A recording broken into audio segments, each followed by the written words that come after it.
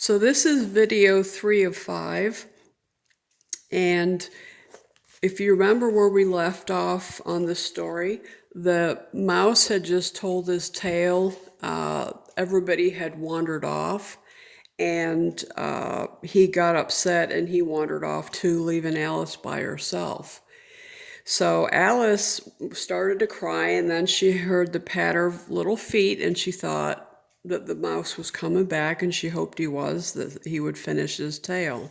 So that's where we start with this story, or with this chapter. And I'll just, I need to adjust it to make sure it stays in.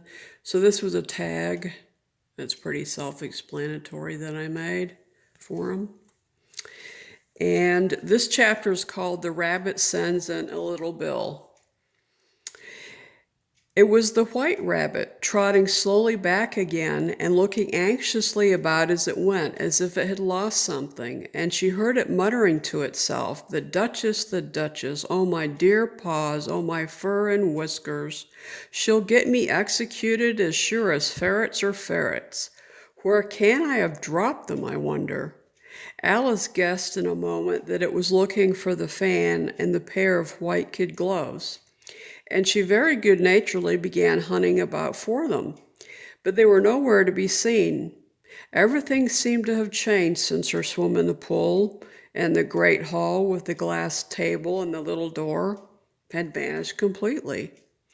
Very soon the rabbit noticed Alice as she was hunting about, and I'm going to show you this different illustration of it, and called out to her in an angry tone, "Why, Marianne, what are you doing out here? Run home this moment and fetch me a pair of gloves and a fan. Quick now." So the rabbit didn't notice who Alice was. He thought that it was his maid, Marianne, and so Alice did what she was told. So she went to his house. I'll take this out. This is a little tag that I made. Just kind of matches the colors and just kind of the homey theme. So I had this piece of material. It has this really cute little house on it that I thought was perfect. And in the story, it says that on the front door there was a metal plate that said W Rabbit. So I had this little piece of metal, and I just put this little label on it. I had this little pocket here. And then there's just a couple of doilies that I put in there. So she went to his house looking for his gloves and for his fan. And she gets in there. She starts looking around, and she gets thinking about things. And as the story, and I'll lift this one up because we're going to look at this top one first. And as the story continues, she said to herself, "Whenever I eat or drink anything, I change, so I'll just see what this bottle does." Evidently, she saw a bottle. "I do hope it'll make me grow large again, for I really am quite tired of being such a tiny little thing." So this is her drinking out of the bottle again. You can see the fan and the gloves sitting over here, so she's ignoring them. And then this is what happens to her. You see how big she gets? So she gets so big, her arm's sticking out the window, and one of her feet are up the chimney. So again, here's a couple of different artists' takes.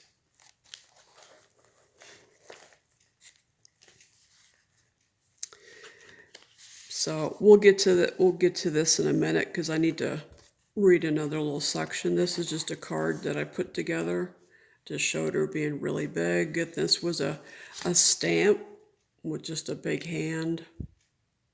So, not very happy again. She's too big. Presently, the rabbit came up to the door and tried to open it, but as the door opened inwards and Alice's elbow was pressed hard against it, that attempt proved a failure. Alice heard it say to itself, "Then I'll go round and get into the window." "That you won't," thought Alice, and after waiting till she fancied she heard the rabbit just under the window, she suddenly spread out her hand and made a snatch in the air.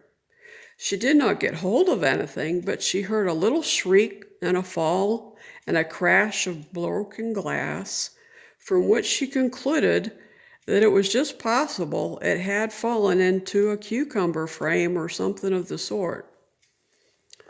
So here's him taking his tumble into the cucumber frame. And I think we're all familiar with that if we've read the Alice story, because that came out of the Alice version that I got at the thrift store. And then over here is the different illustration that I wanted to show you that I got. So what happened, evidently, the white rabbit runs things. And so he told Bill that Bill was going to have to go in there and do something to get her out of his house. Because the story goes, "Here, Bill, the master says you've got to go down the chimney." So these two little hamsters, looks like, are holding this makeshift ladder, or this pretty rickety ladder for Bill to climb up and go down the chimney, while the rabbit stands there looking on after having climbed out of the cucumber frame. So, and this is Bill, and I don't know if you remember the title. Did I mention the title of the title chapter? The rabbit sends in a little Bill. That was the title of the chapter. So here was an illustration that I came across. I thought it was really interesting. It kind of has a Renaissance feel to it. When you look at the rabbit down at the right-hand corner, I'll try to pan up a little bit. He looks like he's got a red velvet outfit on with white stockings, and his tails are look kind of like tuxedo tails. And then even Bill himself got quite the fancy outfit on as he's climbing up the ladder. So I'll just let you take a look at that in a minute. So back to the story. So she, being Alice, drew her foot as far down the chimney as she could and waited till she heard a little animal, she couldn't guess of what sort it was, scratching and scrambling about in the chimney close above her. Then saying to herself, "This is Bill," she gave one sharp kick and waited to see what would happen next. This is her kicking him out of the chimney. The first thing she heard was a general chorus of, "There goes Bill!" Then the rabbit's voice alone, "Catch him, you by the hedge." And then this one here is really, really funny. I really like this picture. This is them trying to console Bill after he's been kicked up out of the chimney and has fallen across and fall down on the hedge. It's interesting because when you look at this illustration, the house has gone to a two-story house now, and now you've got a farmer looking into what's going on. So this is obviously the rabbit trying to help Bill feel a bit better, maybe giving him a shot of brandy or something. But then down at the bottom is where Bill says, "I'm better now, but I'm a deal too flustered to tell you. All I know is something comes at me like a jack in the box, and up I goes like a skyrocket." So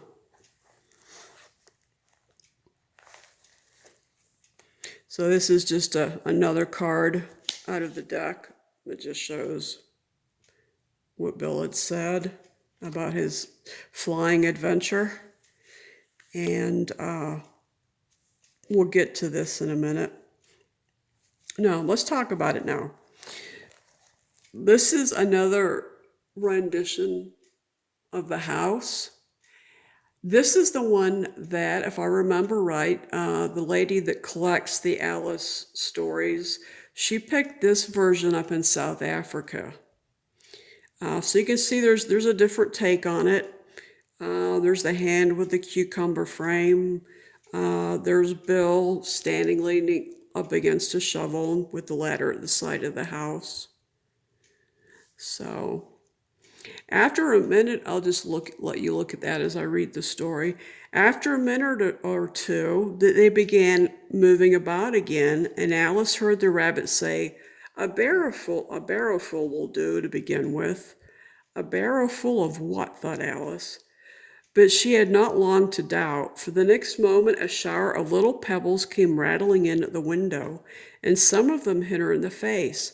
"I'll put a stop to this," she said to herself, and shouted out, "You better not do that again," which produced another dead silence. Alice noticed with some surprise that the pebbles were all turning into little cakes as they lay on the floor, and a bright idea came into her head. "If I eat one of these cakes," she thought, "it's sure to make some change in my size, and as it can't possibly make me larger, it must make me smaller, I suppose." So she swallowed one of the cakes and was delighted to find out that she began to shrink directly. So she starts shrinking, and she tries to sneak out of the house towards the woods. And this is where she's going to meet up with the caterpillar. So before we get to that chapter, we'll finish up with this. So all of them back at the house, they all made a rush at Alice the moment she appeared. But she ran off as hard as she could and soon found herself in a thick wood. And I need to take a drink of water.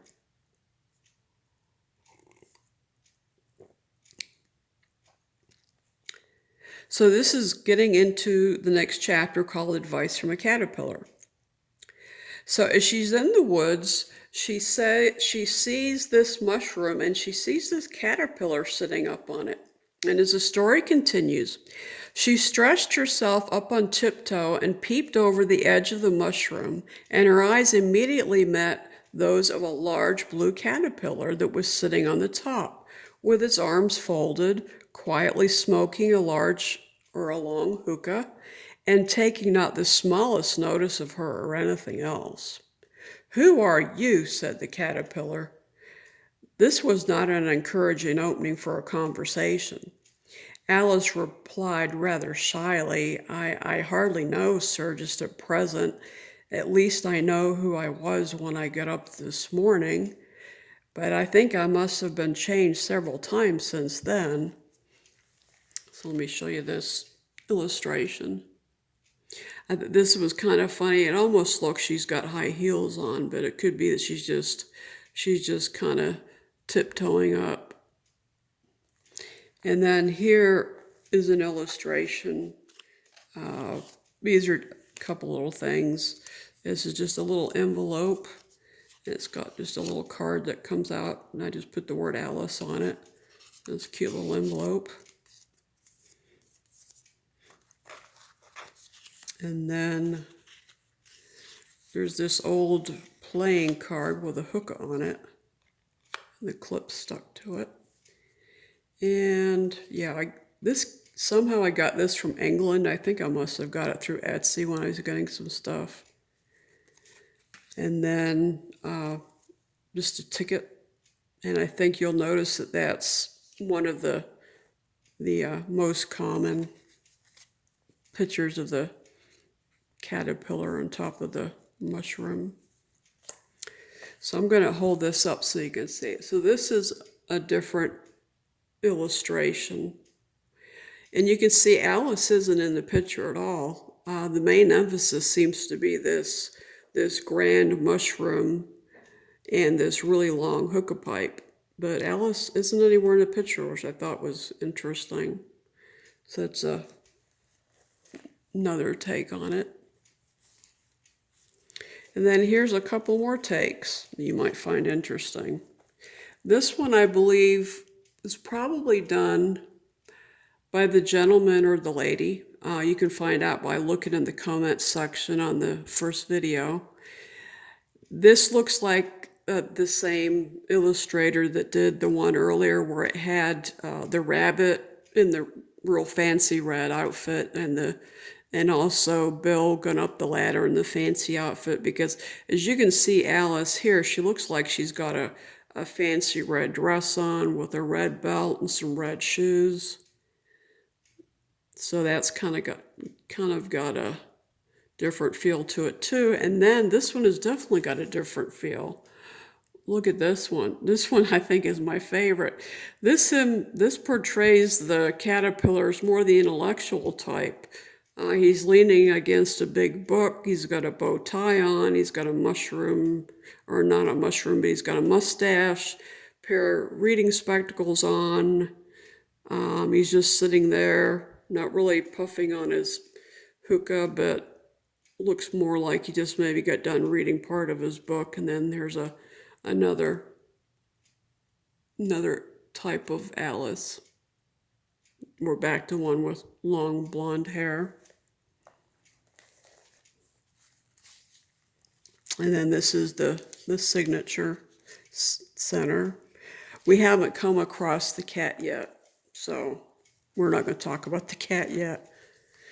We're still around the caterpillar. So this is just a see-through where you can slide something in. So here's another rendition of the caterpillar. Looks like he has a fez on top of his head, and then it looks like he might actually have little shoes on. I'll see if you can tell if he's got shoes on or not. I don't know how a caterpillar would wear shoes. That's interesting. So let's look at a couple of more illustrations. So here's another take on Alice and the caterpillar. And then here's another one. This one looks like he has a fez on top of his head. I hope that's what it's called. I think that's what those little hats, from the Morocco area. He looks like he's got a little fez on top of his head, and he's got a bow tie. Looks like he's got a little dinner jacket on. So again, different illustrator. So we're going to read a little bit of the story to continue. This time Alice waited patiently until she chose to speak again. In a minute or two, the caterpillar took the hook out of its mouth and yawned once or twice and shook itself. Then it got down off the mushroom and crawled away into the grass, merely remarking as it went, "One side will make you grow taller, and the other side will make you grow shorter." One side of what? The other side of what? Thought Alice to herself. Of the mushrooms, said the caterpillar, just as if she had asked it out loud. And in another moment, it was out of sight. I'm never sure what I'm going to be from one minute to another. However, I've got back to my right size. The next thing is to get into that beautiful garden, but how is that to be done, I wonder? As she said this, she suddenly came upon an open place. She'd been walking through the woods, evidently. She suddenly came upon an open place with a little house in it about 4 feet high. Whoever lives there, thought Alice, it'll never do to come upon them this size. Why, I should frighten them out of their wits. So she began nibbling at the right-hand bit of the mushroom again, and did not venture to go near the house till she had brought herself down to 9 inches high. So this is the next chapter called Pig and Pepper. For a minute or two, she stood looking at the house from the woods and wondering what to do, when suddenly a footman in livery, which is the attire, came running out of the wood. She considered him to be a footman because he was in livery. Otherwise, judging by his face only, she would have called him a fish. And this footman rapped loudly at the door with his knuckles. It was opened by another footman in livery with a round face and large eyes like a frog. And both footmen, Alice noticed, had powdered hair that curled all over their heads. She felt very curious to know what it was all about and crept a little way out of the wood to listen. So I'm going to bring this up as we continue the story. So this one you may recognize from out of an Alice story. For the Duchess, an invitation from the Queen to play croquet is being handed off. So Alice comes out of the woods, And she comes up to the house, and the footman just sorts of ignore her. So she starts to knock on the door when he says, "There's no use in knocking," said the footman, "and that's for two reasons. First, I'm on the same side of the door as you are. Secondly, because they're making such a noise inside, no one could possibly hear you."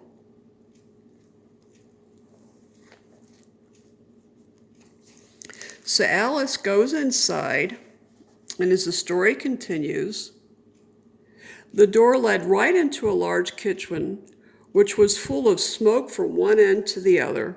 The Duchess was sitting on a three-legged stool in the middle, nursing a baby. The cook was leaning over the fire, stirring a large cauldron which seemed to be full of soup. So I'm going to let you look at this for a second as I take a drink of water.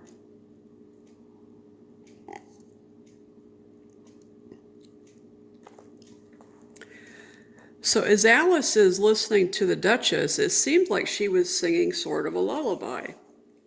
"Now, I'm not going to sing to you," says Fiona, "because I don't have a very good singing voice after having recorded this a couple times already. So I'm just going to say it as though it's a poem."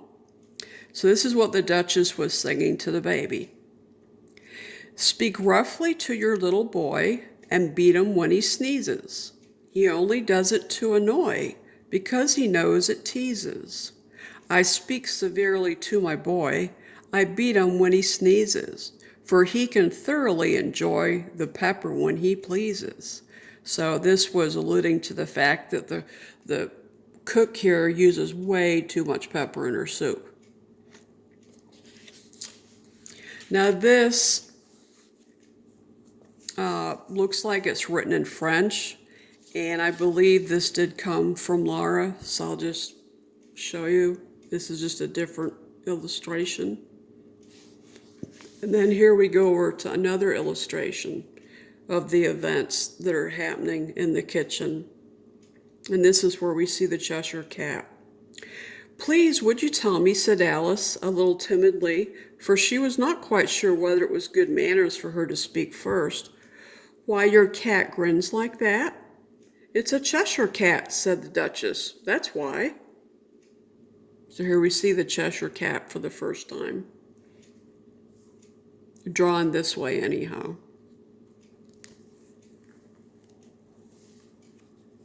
So now here's two more different illustrations of the kitchen scene. "Here, you may nurse it a bit if you like," the Duchess said to Alice, flinging the baby at her as she spoke. "I must go and get ready to play croquet with the Queen." And she hurried out of the room.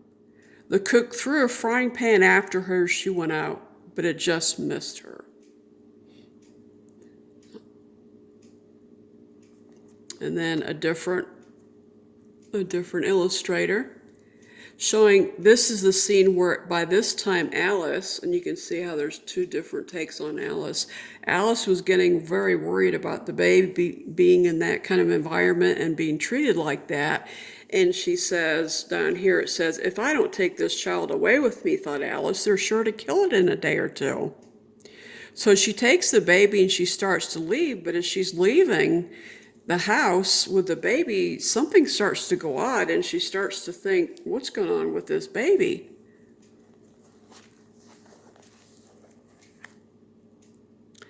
Alice was just beginning to think to herself, now what am I going to do with this creature when I get it home? When it grunted again so violently that she looked down into its face in some alarm. This time there could be no mistake about it.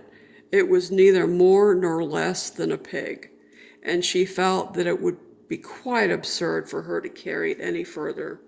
So she sat the little creature down and felt quite relieved to see it trot away quietly into the wood. So what happens is the baby turns into a pig. Okay? And then this is the other part of the doily. So this is where she has a conversation with a Cheshire Cat, and we'll put it down because this is just a typical illustration that you've probably seen of the Cheshire Cat. After she let the little pig down, she was a little startled by seeing the Cheshire Cat sitting on a bough of a tree a few yards off. The cat only grinned when it saw Alice. It looked good-natured, she thought. Still, it had very long claws and a great many teeth, so she felt that it ought to be treated with respect. Cheshire Puss, she began rather timidly, as she did not at all know whether it would like the name. However, it only grinned a little wider. Come, it's pleased so far, thought Alice, and she went on. Would you tell me, please, which way I ought to go from here? That depends a good deal on where you want to go, said the cat. I don't care much where, said Alice. Then it doesn't matter which way you go, said the cat. So long as I get somewhere, Alice added as an explanation. Oh, you're sure to do that, said the cat, if only you walk long enough. Alice felt that this could not be denied, so she tried another question. What sort of people live about here?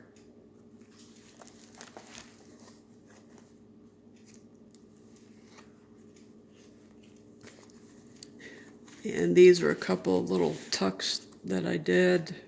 Another one with the cat. This is part of the conversation that she's going to have in just a second, but this is just a place that you can fold out and just jot down some notes or whatever. So I'll hold this up because this is just a piece of the Stampery that I put on, but I want you to see this picture, this illustration, and I'll just read the other side over here while you're looking at this.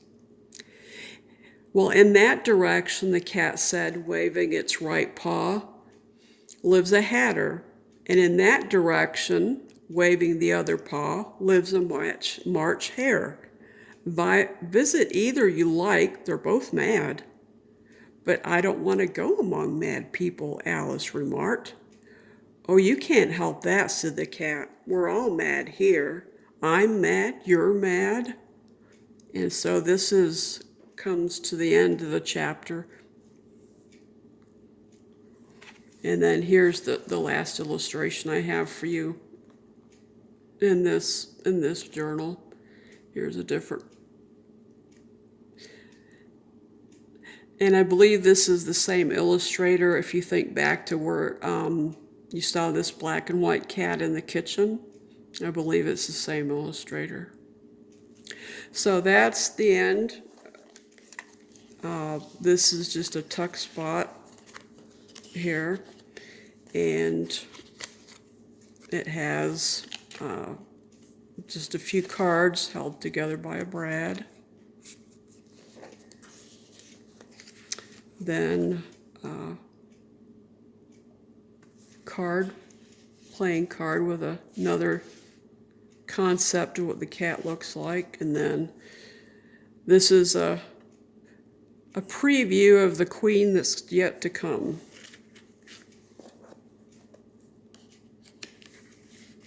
And then here's the end of this is the end of the first volume. And I'm just going to take a few seconds because I know Jackie's going to enjoy seeing the colors if they show up. She did a really nice job on this. Beautiful colors. I hope you can see them.